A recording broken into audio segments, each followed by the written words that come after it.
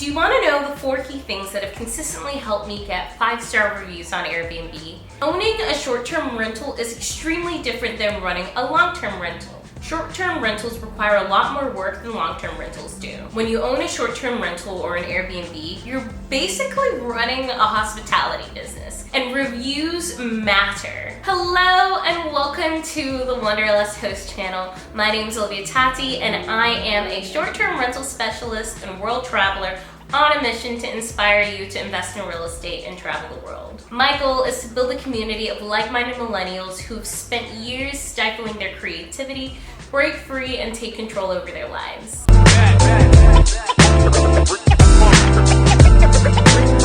If you want more tips on how to run your short-term rental, then don't forget to hit the like and subscribe button. The more traction this video gets, the more it gets sent out to more people to help them grow their businesses too. And then make sure to also hit the little notification bell button, that way you won't miss any future videos to come. Owning short-term rentals literally means that you're running a hospitality business, which is honestly part of why I really love the industry.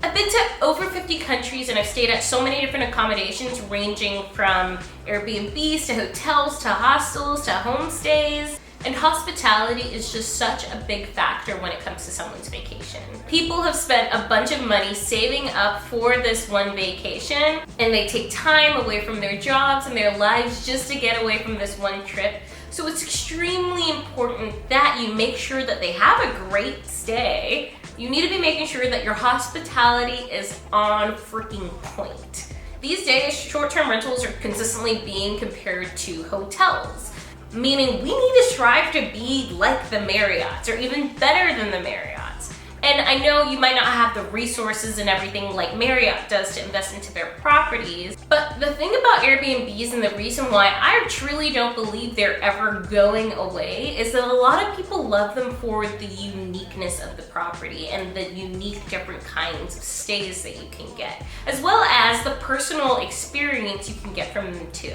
I believe there's always going to be a subset of people that are going to continue to book vacation stays like VRBOs and Airbnbs over hotels, and depending on the location where you're at, those may be the only options that they have.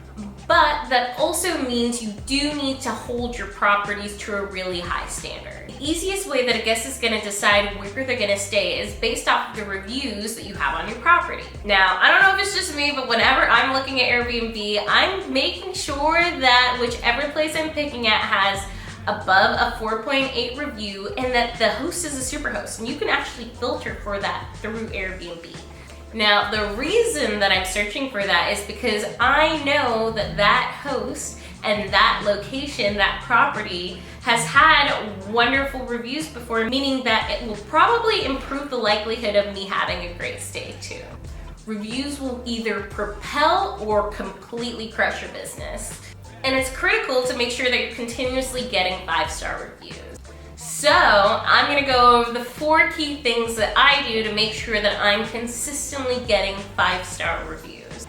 The first thing you're gonna wanna make sure to have is a stellar cleaning team. Now, my cleaner, Joanna, at one of my properties is a freaking queen, and we consistently get reviews that talk about how exceptionally clean the property is. It's critical that you make sure that you have more than one cleaner at hand. If you only have one cleaner, it may make it extremely difficult if the cleaner has to go out of town for any reason or they're unable to make it. If you make sure to have more than one cleaner, or at least hire a team where they have backup cleaners, that means if anything comes up, there's someone else that can take over and turn over the property. For example, my cleaner, Joanna, she actually cleans my property herself. However, she does have backup cleaners in her back pocket that are able to clean the property whenever she's out of town, and she organizes and manages that. No matter how great your cleaners are, make sure you're also doing a quality check of the property and of their work every so often. I usually like to go into my property once every month or two just to check and see if there's anything that may need changing or upgrading or something that is just kind of falling through the cracks. There are various different ways to find cleaners in your area. A method that I really like is to actually reach out to Airbnb hosts in the area because they probably have a really great cleaner that they like to use, and they may be kind enough to share it or share another cleaner that they've used before. You can also go on different Facebook groups in the area and say that you're looking for a cleaner. A lot of cleaning companies or cleaning managers will actually be in those Facebook groups, so they'll reach out to you directly and may be able to provide you with a cleaning service. You can also go on Google and search for different cleaning teams.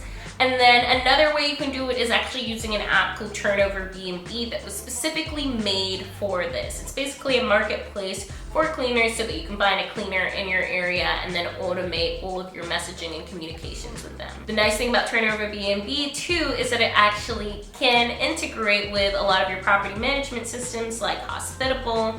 That way you can streamline all of your communications and automate your systems as much as possible. I can't reiterate this enough, having a good cleaner is so freaking critical.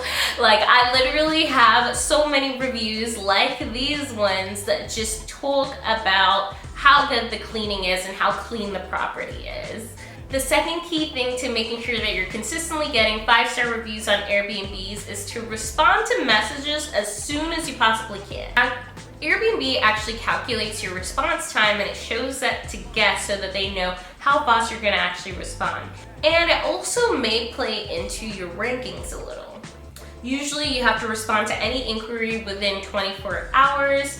That being said, you can also automate 80 to 90% of your messaging to guests. That way you can also set it up so that it responds to inquiries right away. You can use different property management software like Hospitable, 𝐦𝐤𝐤𝐿, 𝐥𝐢𝐤𝐤. There's so many different ones out there, and they will almost completely automate your messaging and communications. That way you're responding to messages as soon as you possibly can, and it's not as much of a burden on you. The nice thing about that too is if you automate a lot of your messages, you're not going to be on your phone managing guest communications as much as if you didn't have any of that automated. This is a good segue into the third thing that I do to make sure that I'm consistently getting 5-star reviews on Airbnb.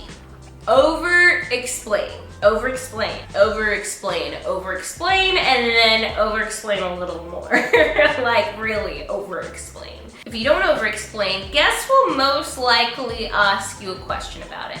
So anything that warrants a question, make sure you already tell them about it before they arrive at the property so that they don't have to ask the question. For example, I have my Wi-Fi password listed in multiple different places.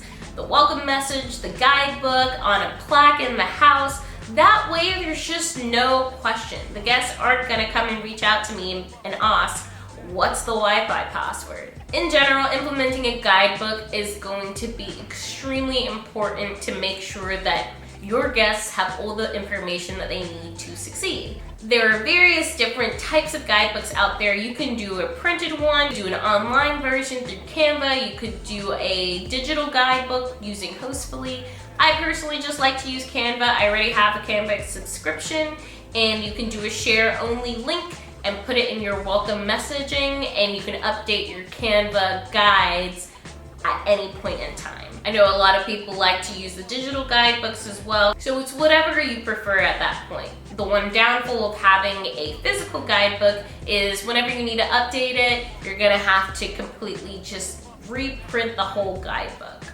One thing to note, the guidebook shouldn't just be about things to do around the city. In your guidebook, you also need to make sure that you're including things like how to use a coffee maker, when to take out the trash, how to take out the trash, how to use the hot tub. Anything, and I mean anything, that could warrant any kind of question at all or maybe even slightly confusing should be included within the guidebook. Some folks even do QR codes with videos to explain how to use different pieces of equipment. The more you explain up front, the less questions you're gonna have on the back end. And guests in general just really appreciate having all that information up front. Now, the final key thing to make sure that you're consistently getting 5-star reviews on Airbnb is super simple and kind of counterintuitive, but just ask them to give you a 5-star review. Let them know how important it is for you to receive a 5-star review, and you hope that they had a 5-star stay. Now, you can't coerce or tell someone to give you a 5-star review or else, But you can ask them to leave a review and also guide and educate them on what the review system is like for Airbnb. It's actually different for Airbnb than it is for the rest of the hospitality industry for hotels. In this industry, you want to be consistently ranked at the top so that people can find you more easily and so that the algorithm can keep pushing your listing to the top. I ask people to give me a 5-star review in many different ways. I include it in the checkout message, I remind them throughout their stay, and I can put a link for that in the show comments that educates people on what the review system for Airbnb is. And that way, it just reminds them to leave a 5-star review if they really enjoyed their stay. I even heard at a conference where someone made the Wi-Fi password something like, leave a 5-star review, and it's just another reminder for your guests to actually leave you a 5-star review. Now this is something that I have yet to do at any of my properties, but I think it's completely genius and such a cute, lighthearted way to remind them. So those are the 4 key ways that I use in order to consistently get 5-star reviews. I know, monumental, who could have ever thought about that? But I really just hope that this helped you and encouraged you to get started in your short-term rental journey. And don't forget, if you like this and thought that it was useful, hit the like and subscribe button, share this video with friends or anyone else getting started or thinking about getting started in the short-term rental industry. All the support and love helps me out so much and I just really appreciate it. Now it's time for me to get out of here because I got a whole weekend planned, bringing to you another amazing, cool Airbnb. So hit the notification button, that way you can see the story of this new property that I'll be featuring on the channel.